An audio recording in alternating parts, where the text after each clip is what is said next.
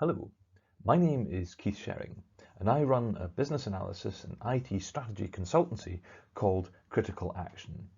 And today I want to talk about analysing your data landscape, so looking at all of the information that you have everywhere across your business so that you can comply with the general data protection regulations which are going to be coming up soon. Now, the data landscaping, the data analysis that I've been involved in the past has normally been cost-driven or for time savings or things like that. But GDPR is a set of brand new requirements. They've given us a new driver for some old and established techniques. And so what I wanted to do in this talk is to share some of the ideas about how I think my analysis experience can support us in knowing how we can meet our GDPR needs by understanding our data better.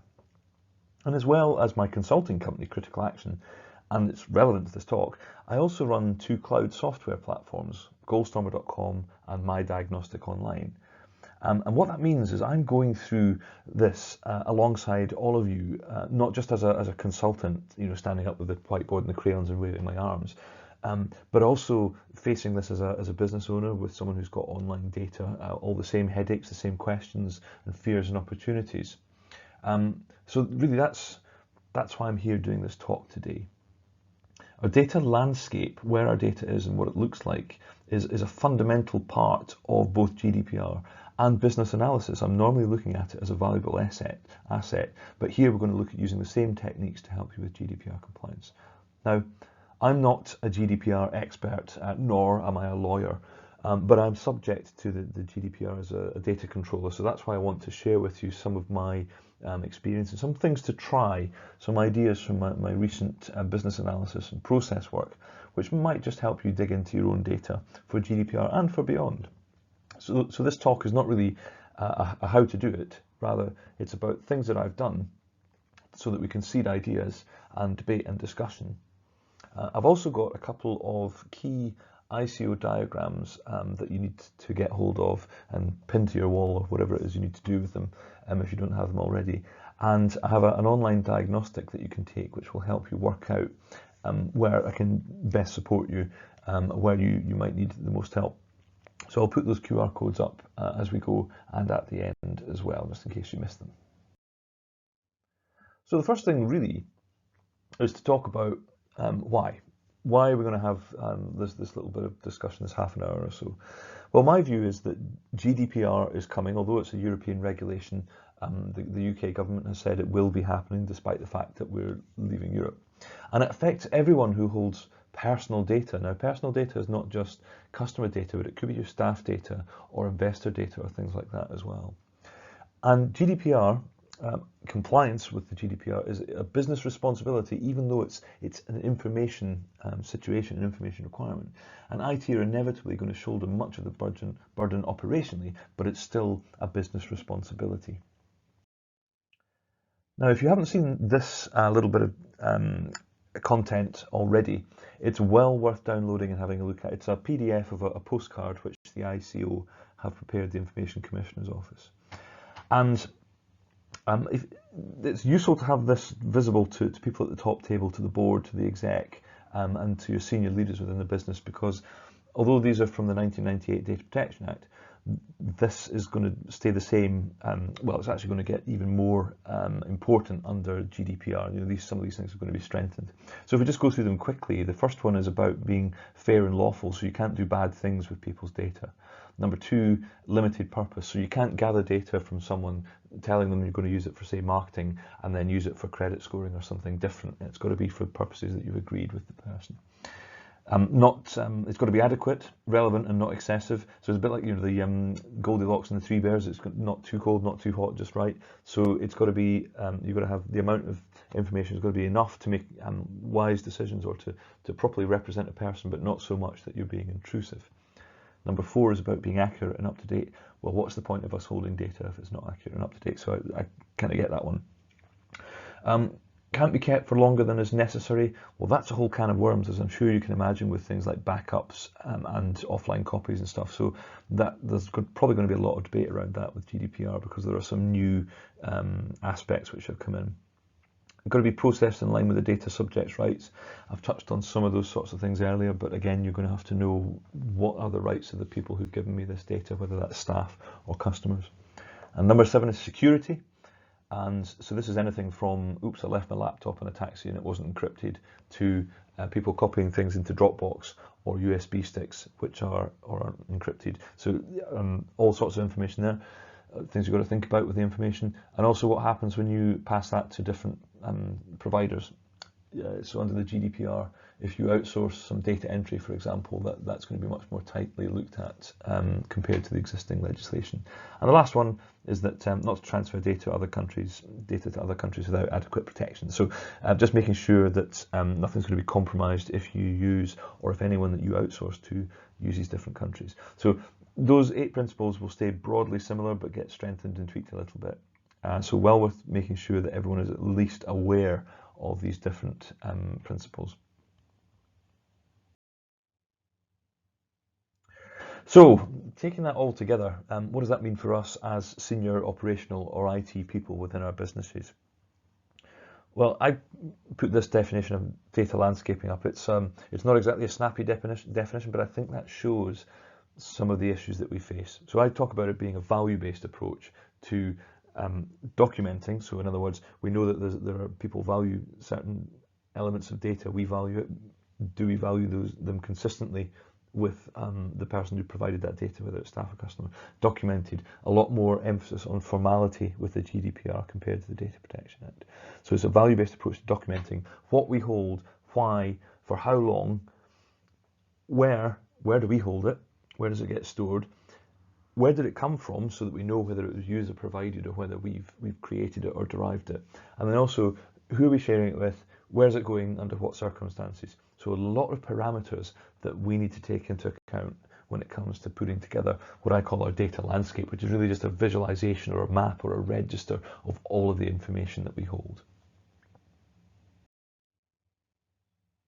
So if that's the why, how do we go about making this real within our businesses? Here's your second ICO document here.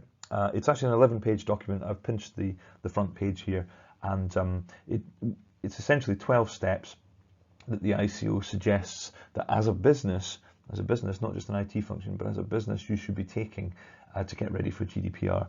And I've highlighted 5 plus another extra 2 for you that I think are probably important when it comes to operational and IT staff working together. So remember, I'm coming at this, my business is from an IT perspective, so these are the ones that I would highlight from that point of view, but you need to take into account all of these. So the first one that I've fully highlighted is number 2, which is the information you hold. Document what personal data you hold. All that stuff I was talking about with my definition, where did it come from, you're probably going to need to do some sort of audit, and I'm going to come to that in a second with my view of the world. The second thing that I've highlighted is the individual's rights, which is number 4. Ensure that you cover all the rights that people have. So who needs to know what those rights are? How do you communicate them across your business? Things like deleting personal data. And this last little section here, provide data electronically and in a commonly used format. Now this is a really interesting one, because this is saying in law that basically within a couple of clicks, someone who's given data to you as a business has to be able to retrieve that data in a way that means they can easily transfer it to another competitor service. It's called data portability within GDPR, and that could be quite an onerous task to make that all happen, because if you think about how data might be spread across your organisation, the implication of what's in the Act, so far as I understand it, is that one button press should gather all that data and make it available in a reasonable time frame, i.e. minutes, for the person to take I think it actually names CSV in the discussion papers. So you're going to have to think about how do we codify and organise all of that data in that sort of way, if that interpretation of the Act is correct. And certainly from the point of view of my online platforms, that's the sort of decision that I've had to make at design time. So number 5, so the third thing I've highlighted is number 5, and that's subject access requests. So you're already subject to these under the Data Protection Act, but the timescales are coming in, I think, from about 40 days to 30, and you can no longer charge for that, even though it was just a tenner. So you're going to have to get all this information much more quickly and be confident that you know you've got the right stuff. Next one I've highlighted is number 9, data breaches. So make sure you've got the right procedures in place to detect, report and investigate personal data breaches. So that's a step beyond the Data Protection Act, so far as I know as well. And the one that's interesting there is this detection of leaks, and also much more statutory requirement for you to report what's going on. It's now a legal requirement to report breaches. And number 10, the data protection by design and impact assessments. As I said at the start, there are 3 businesses I've got, Critical Action and the 2 online ones, GoStorm and My Diagnostic Online.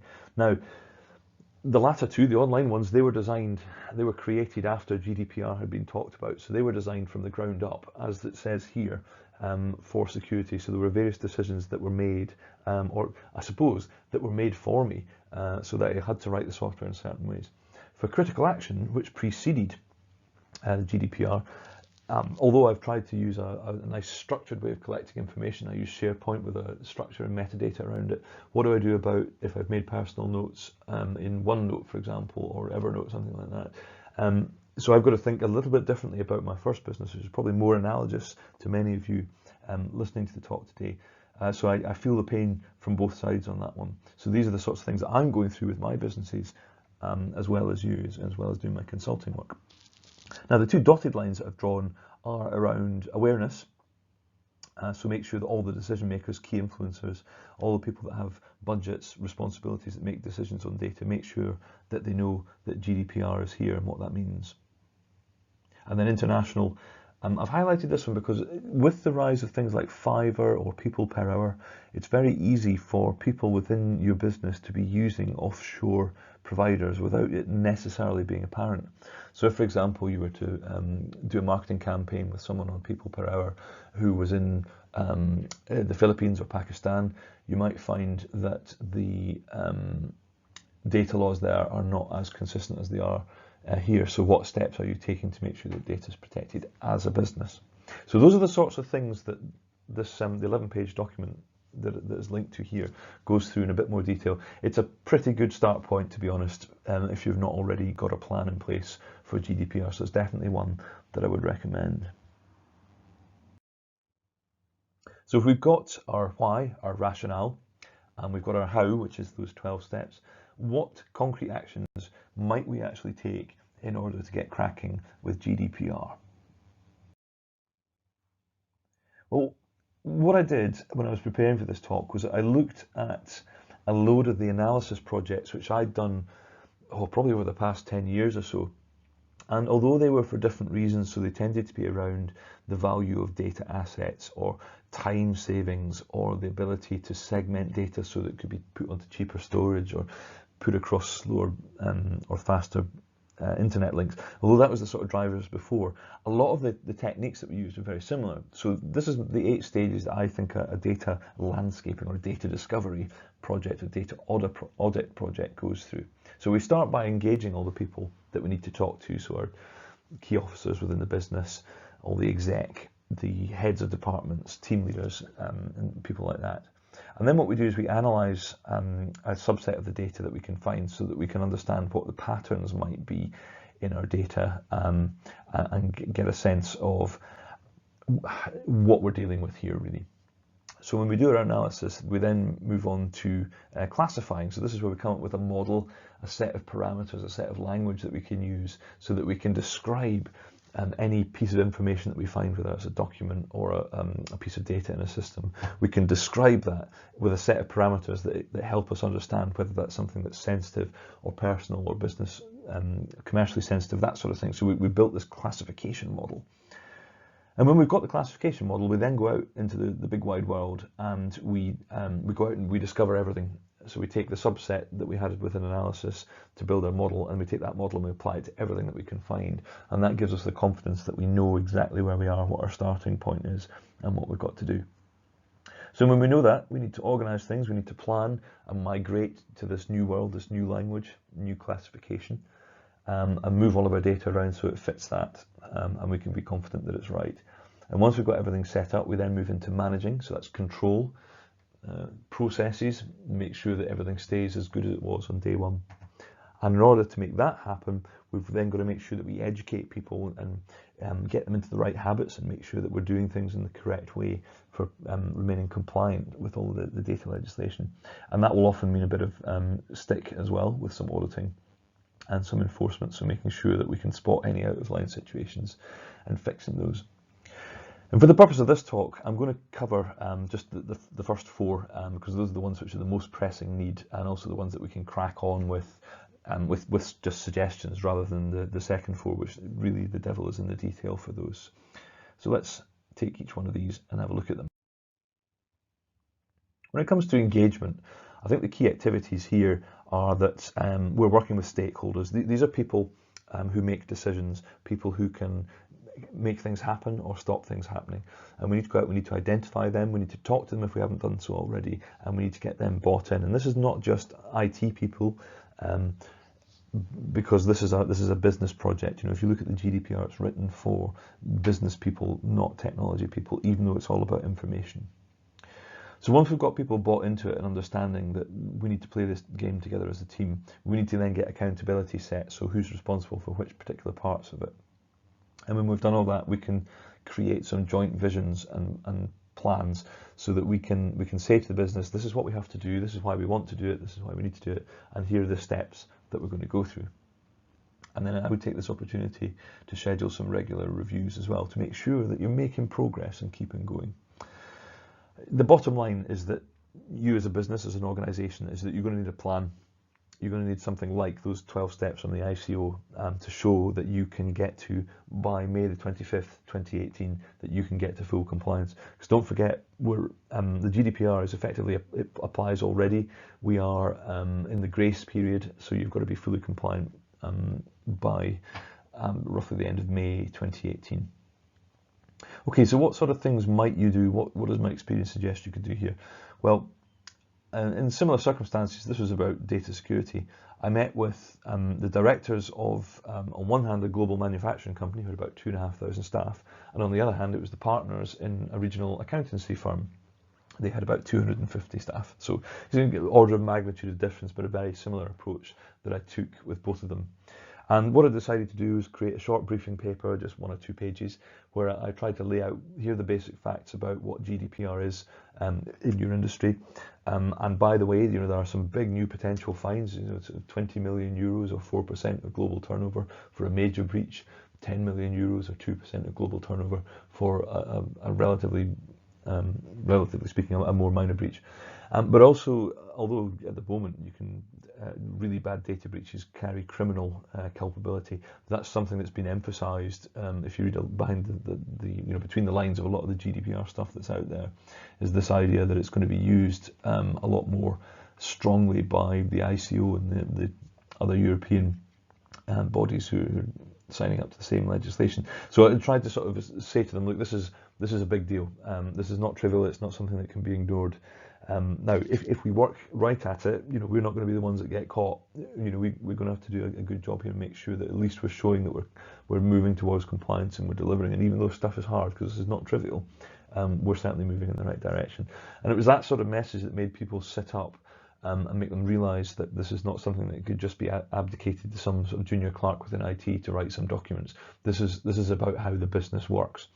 So if you haven't done so already, you'll certainly not go short of material if you just Google GDPR and you know, pull together a short paper about well, when I'm giving this talk now, about probably 2 or 3 weeks ago, I subscribed to the computing newsletter, and about 2 or 3 weeks ago, it was like someone had flicked a switch, and you know, every second article was about GDPR, and there's some good stuff in there to lean on when you're making the pitch to your colleagues within business about why this is important. So definitely worth doing that if you haven't already, is writing a short paper that gives people the salient facts.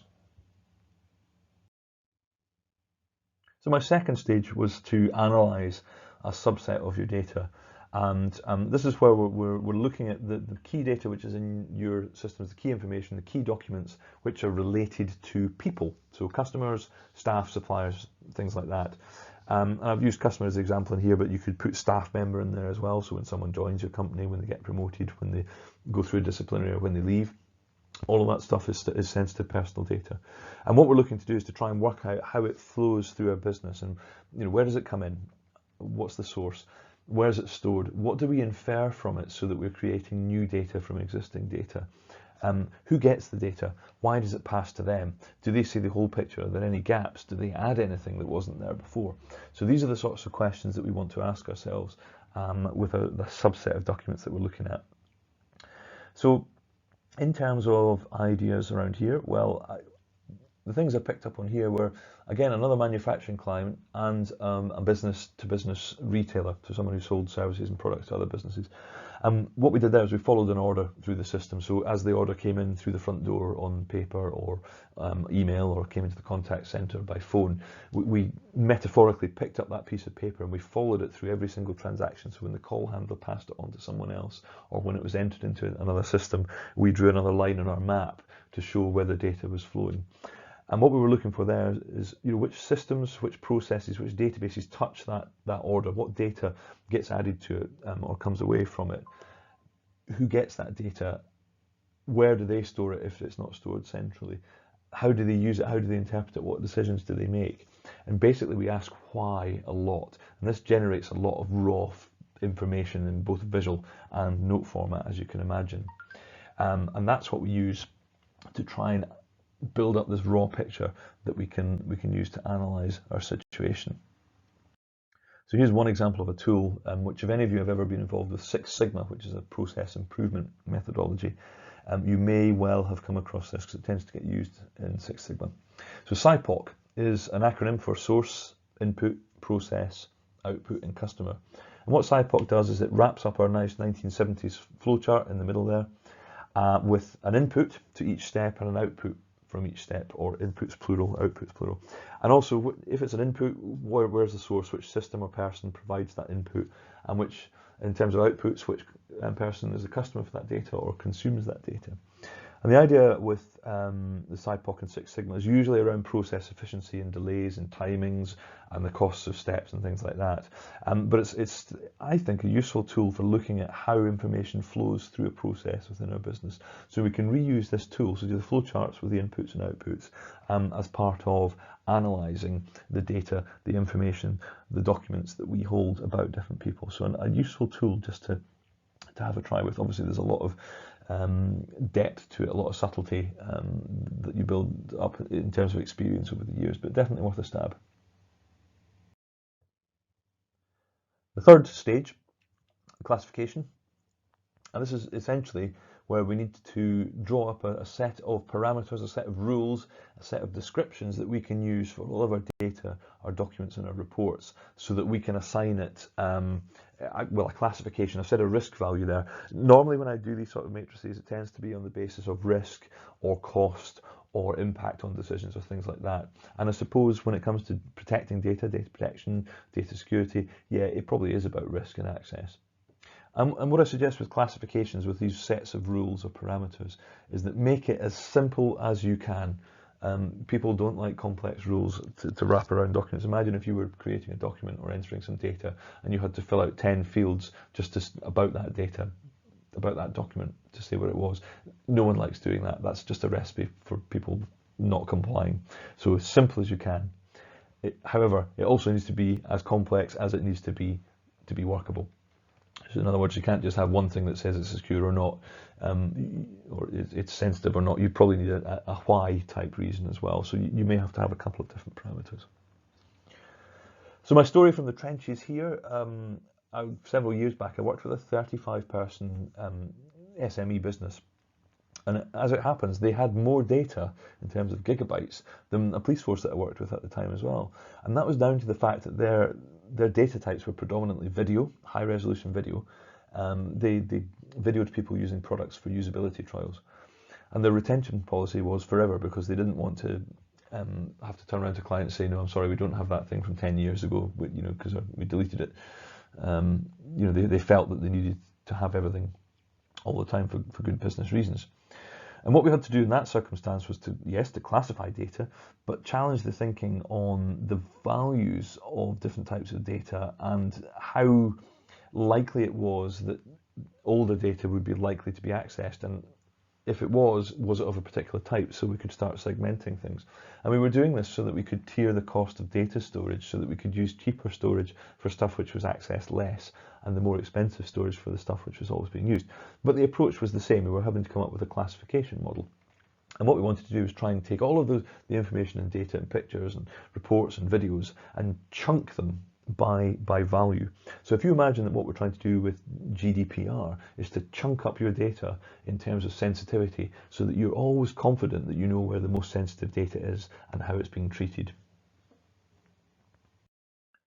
Here's an example of how you can use just 2 rules, 2 questions, to give us 9 different classifications. Well, actually it's 5 when you look at the colours, but you see what I mean by this. So on the left-hand column, where it says sensitive personal, non-sensitive personal, or derived, and then not personal, that's 3 levels of personal sensitivity. And then across the top row, we've got 3 levels of business sensitivity. So with just 2 parameters, personal sensitivity and business value, we've got these 9 cells here, and I've applied a color coding there just to give you an indication of how perhaps a business might look at the risk level, the classification level around their documents, their data, their information, based on just these 2 questions. So the idea behind this is that you could have, well, there's green, yellow, light orange, dark orange, and red. So 5 levels of storage, control, management, or security for all of your documents. So it could even be 5 top level folders, or 5 drives, or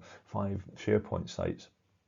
Each one of which is sort of unlocked by the data being a certain level of sensitivity, and maybe some processes can't access the red area of data, for example. So with just 2 questions with 3 answers each, we've got quite a defined level of classification. So if you pick the questions well, if you debate them and go through the processes required to identify those, it can be quite a good way of very quickly creating usable classifications.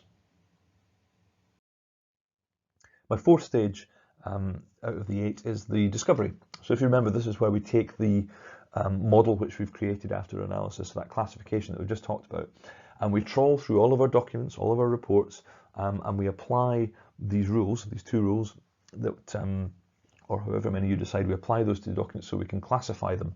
And what we're looking to do is to basically build a big map of, in these folders there are these reports which are this color coding, or in this folder there are those, or in that system it's these and these.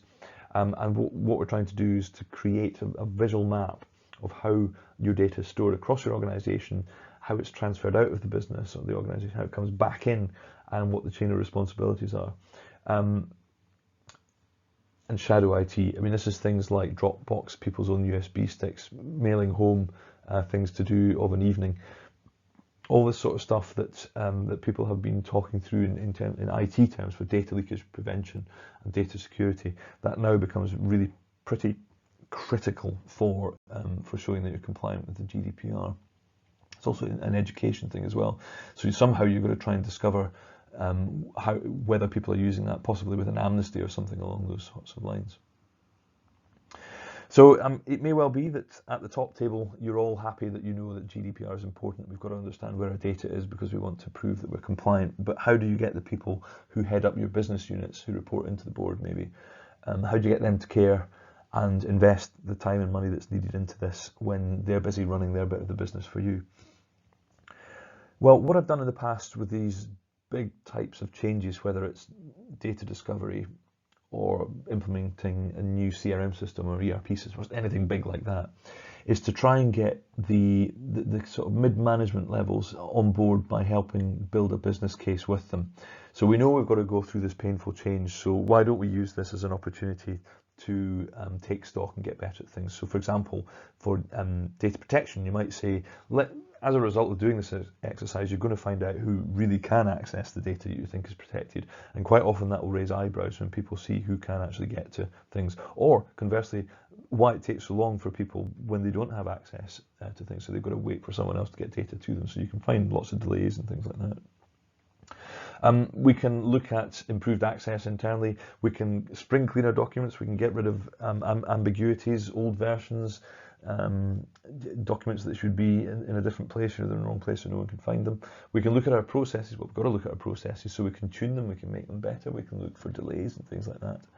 And we can also get staff trained in the correct way of thinking, or retrain them if they've, shall we say, forgotten the right ways of doing things. So there are lots of opportunities there, which, although it can be difficult to put hard quantifications against them, it's still worth talking to see whether we can get our team managements, our business unit management on side with us, and seeing this as an opportunity as much as a pain. I mentioned that I would only cover really the front 4 stages, but I thought it would be worth a few words on the second 4, because this is where it starts to get really interesting. When we move to the organised stage, which is about planning and migration, this is where we're moving from the old world into the new world. So everything now needs to be classified according to the rules that we set, and we need to know that people are storing things in the right place. And we need to answer questions like, well, do we try and fit our new model on the existing folders and SharePoint sites and etc, etc. You know, do we try and fit the new model in the old world, or do we say, well, we'll create this nice new world with some empty folders which correspond to our color-coded security levels, and we migrate every single piece of data, every single document that we've currently got into that new world. Now, neither of these approaches is painless, and that's why I call them, well, you can see what I've said there, a pallet of Pandora's boxes, each with many cans of worms. And this is where the devil is in the detail, and so usually is the effort, and the cost is in the planning and the migration, definitely the migration. So that's one where you definitely want to be in a strong position of knowledge before you start. So number 6, sorry, is manage. So this is where we put in place the processes to control, to share and protect information. If you've been through the first 4 or 5 stages, you should be pretty well set for this. You should be engaged with your stakeholders and have a good idea of what's needed. So that one is not normally an issue. One of the things which can be an issue, is a bigger step to go through again, is number 7, which is education. That's because it's forming new habits, it's dealing with everyone. You know, you can't have any weak links in the chain. It's everyone who deals with data, with reports, with documents, with data entry, with making decisions, all these sorts of things. And because it involves getting in touch with everyone, explaining things to them and chasing up habits, it's time consuming, and that, I think, is the key thing about why we need to get the businesses on board and build a business case with them, because it's a business project. And then lastly, auditing and enforcing. We need to make sure that what we said we would do is actually being done. And this is why accountability, going right back to the start, is so useful to have, because it means that we can put one name on the ball for each thing that we need to audit. Now, what I've done in these situations with these sorts of projects in the past, if you are in a compliance-driven industry already, if you're in finance or health or something like that, there's probably already an established compliance function within your business, and they should be able to help you with the audit and enforcing side of things. It should be a natural thing for them to do.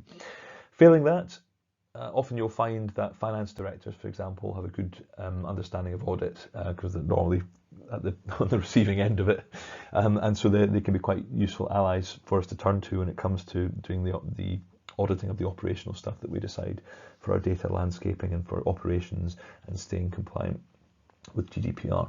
So that's just some thoughts there. So a bit of closing here. It's a business accountable project, I think, doing your data landscaping for GDPR, because GDPR is at its heart a business law, not an information policy. Now, it's definitely enabled by IT, so there's going to have to be a strong relationship between your information technology staff and business staff. So work out how to make that happen if it doesn't already. And I mentioned a slide before, I think, that the devil's in the detail, as is the cost and the effort. And that's why, you know, you can get started with some suggestions and ideas, as I put down here, but when it comes to implementing, it's definitely where you'll need to plough your own furrow. You'll know what works best for major change within your business. But the fundamental, the long and short of it, is you need to know what information you've got in what format, where it is, where it came from, how you use it. And you're going to need the systems and processes in place to control it, share it, and to do this detection of breaches. So what's normal and what's abnormal? How do you define that and spot that? There's probably a business decision to make in the subject access requests, the SARs. If you get lots of them because of the nature of your business, then you probably want to invest in systemizing that, whether that's with a computer system or even just a paper process, which people are well trained on, maybe some dedicated staff for that. On the other hand, if you very, very rarely get people asking for their data from your systems, you may well just put together a high-level bullet point process, and that may well be enough for GDPR compliance. On that note, you can, if you want, book free advisory visits from the ICO. Certainly at the time of recording this webinar, there's still free visits that can be had, and this is where they will come to you, talk to you, listen to you, and advise you on what they think is the best way forward for you. And I believe the way they put it is that they won't prosecute anyone for anything they find in an advisory visit, but I would suggest that it's probably worth fixing it pretty quickly. The other thing that the ICO do, as well as these diagrams and postcards that I've linked to, they do webinars, which are usually plain English, understandable, and there's nearly always something in there that you'll benefit from hearing. So well worth having a look at the ICO website. And on that note, here are the links to the other resources which I've mentioned throughout the talk here. So on the left and the right hand side are the two ICO documents, the Data Protection Principles postcard and the 11-page document which guides you through the steps to take for data protection. And in the middle there, I've created for you a 7-question multiple choice question diagnostic. So if you just look at those 7 questions, pick the answers which are most appropriate to your situation, the system will then generate a report for you which gives you guidance and information and suggestions from me which are probably the best fit for the questions that you put in. So that gives you a sort of tailored and personalised way of looking at your approach going forward. So I hope that's useful to you. Thank you very much for watching. If you need to get in touch with me, my name's Keith Shering, and you can use the web link down at the bottom there, www.criticalaction.co.uk, to get in touch. Thanks very much.